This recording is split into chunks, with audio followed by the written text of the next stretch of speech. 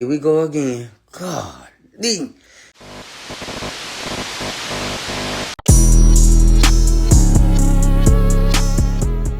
What do it, y'all? This girl such a craziness. Don't come to you, and you with another word on the street segment. Make sure you like, comment, subscribe, and share this video. So, Married to Medicine, Sweet Tea, she did a sit down interview with Danny Murphy from Virtual Reality. Okay, and they basically talked about what's going on Married to Medicine. You know, she gave her little tidbits on it, especially when it came to Quad, because you know when you're doing these interviews, you want to ask the messiest things so she could go viral at this point. But yeah, so they talked about the whole powwow that Greg, her, and Quad had. I sat with Simone, and Simone was like, "Oh, Heaven's gonna co-host the trip," and I already knew it was gonna be some BS. That's all I knew. I just knew it, so I was like, "Okay." Were you pleasantly surprised at how quiet she was during the fight? Because Dr. Heavenly only got in she only said one thing. She only said one thing, that got caught on but I think that it was still premeditated. Oh, I really do think it was premeditated. Like with the questions and everything? Yes. I mean, Heavenly is a one-trick pony. She is. Okay. You know, the same trick up her sleeve every time. Well, I know her too well. One of the tricks she does is YouTube. Yeah, she does. And she mentions a lot on the YouTube. Yes, she does. She talks about you a lot on the YouTube. Yes. She was saying that there was more that we didn't see between you and Greg. Could you clarify that, or was she kind of she was saying that she's always putting more to a story because she loves attention. You know, I don't know if you heard her background, her childhood, but you know, she just loves attention, and there really wasn't more to the story. We sat there. There were name cards at the seats, so we sat behind Quad and her boyfriend.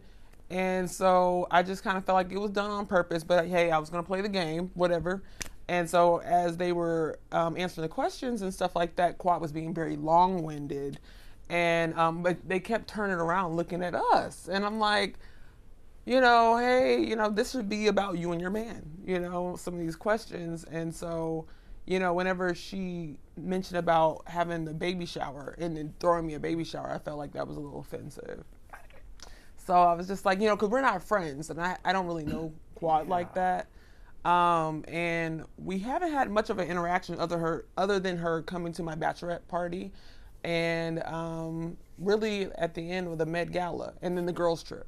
So we haven't really had much of an interaction. I swear we haven't even had more than a 2-minute conversation. Really? And so like for her to all of a sudden go from, you know, she's happy for us one moment, the next moment she's shaming us and talking crap about me and making fun of my voice. You know, a little access to the money, Okay, all right, fine. And so then it's just like, I'm trying to figure out where did we go wrong? Let's see. Well, you are the new wife to her ex-husband, and you're on the show that she currently was on. So maybe she feels like you're stepping in her territory and you should have your own. I'm just saying, because hell, Dr. G left for a minute, but now they want him back for this child. Because I feel from what the viewers, or what I can see at least, it's a very hard situation for all of you. You're not trying to poke anything. You're kind of just going about, you know, just being there, being happy. And it was something with this trip in particular that really set her off, I guess. And because for a while I thought she just really wanted to brag about how much she loves her guy. Yeah. But then it took such a turn. Until you gotta think, Quad was drunk. We all could see that. A blind man could see that, okay, or smell it. She was drunk. Okay, and a drunk mouth speaks sober thoughts. Okay, she finally got her chance to rub it in that she got a new man that loves her dearly, and she love him, and they do all this, and he can do this, and I'm gonna do this for him. And she just wanted Greg to feel hurt, like she's hurt. They both need therapy for real, because they both ain't healed from this. You can just tell it. And what was kind of going through your head when it was starting to turn that way? Because you said a lot of your co-stars were looking at you, but then it kind of felt very targeted from Quad. Yes, it did. I think that she's an instigator, and she is a professional victim.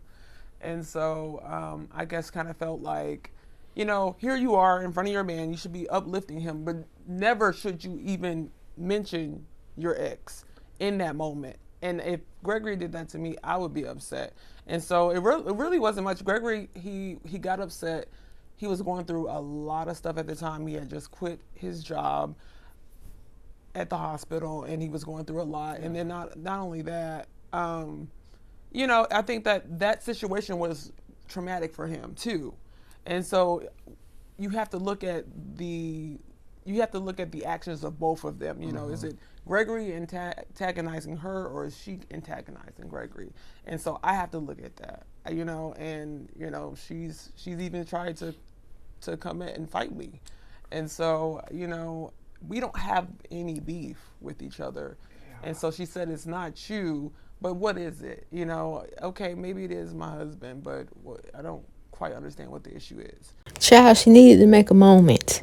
And like I said, she was drunk. When you get a little tipsy or whatever, you going to start speaking some truth, especially if this has been on your mind and your subconscious. Like, I am definitely going to tell you how I truly feel. So this alcohol, liquor, courage is about to come out. Now, Danny, he did bring up what we saw in the trailer, which, you know, King, he's a runner, he's a track star, going right after Dr. G, like, I'm about to get your ass, you know.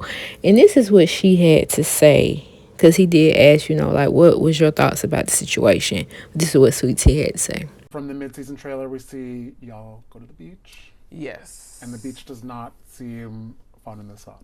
Yeah. It was a bunch of, you know, it's a bunch of hoopla. I'm curious because we don't know totally what happens in the upcoming episodes. Okay. But we saw in the mid-season trailer that there seems to be conflict between Greg and Quad's boyfriend. Yes. Does that shock you that it kind of got to that place?